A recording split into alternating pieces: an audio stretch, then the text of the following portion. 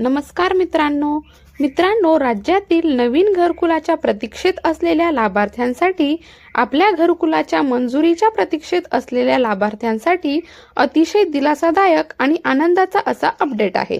मित्रांनो, केंद्र शासनाच्या माध्यमातून घरकुलाच्या संदर्भातील एक मोठी घोषणा करण्यात आलेली आहे, ज्याच्यामुळे आता राज्यातील अर्ज केलेल्या जवळजवळ प्रत्येक लाभार्थ्याला हक्काचं घर आणि घरकुल मिळण्यासाठी मदत होणार आहे। मित्रांनो, एकंदरीत आपण जर पाहिलं तर 2025-26 या वर्षामध्ये केंद्र शासनाच्या माध्यमातून 10 लाख घरकुल मंजूर करण्यात आलेले होते। याच्या व्यतिरिक्त राज्य शासनाच्या बऱ्याच साऱ्या योजना राबवल्या जात आहेत आणि याच्याच अंतर्गत मंजूर असलेल्या घरकुलांना मंजुऱ्या देणं, यांचे हप्ते वितरित करणं अशा प्रक्रिया पार पाडल्या जात होत्या।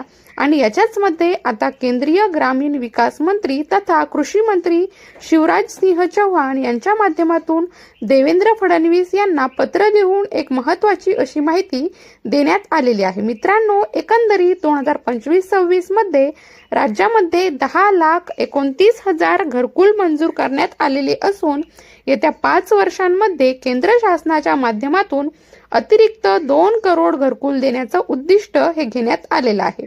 आणि याच्याच पैकी जवळजवळ 33,40,000 घरकुलं ही राज्यासाठी अर्थात महाराष्ट्रासाठी अलॉट करण्यात आल्याची माहिती देखील देण्यात आलेली आहे।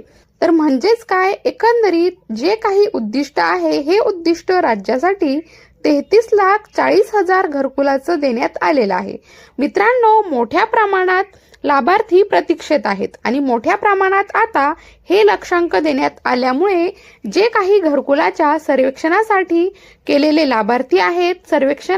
लाभार्थी आहेत त्यांचे घरकुल मंजूर होण्यासाठी एक आशा निर्माण झालेली आहे। मित्रांनो, घरकुलाचा सर्वे बंद करण्यात आलेला आहे, परंतु मोठ्या प्रमाणात लक्षांक आल्यामुळे पुन्हा एकदा सर्वेक्षण सुरू होण्याची शक्यता आहे।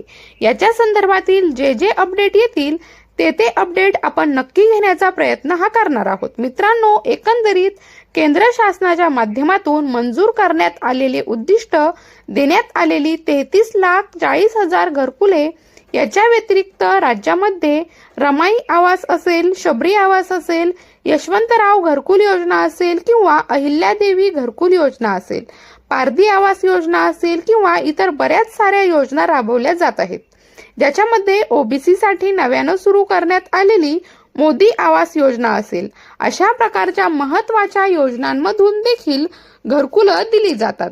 तर एकंदरीत जर आपण पाहिलं तर लक्षांक 40 लाखांपेक्षा जास्त घरकुल ही राज्यातील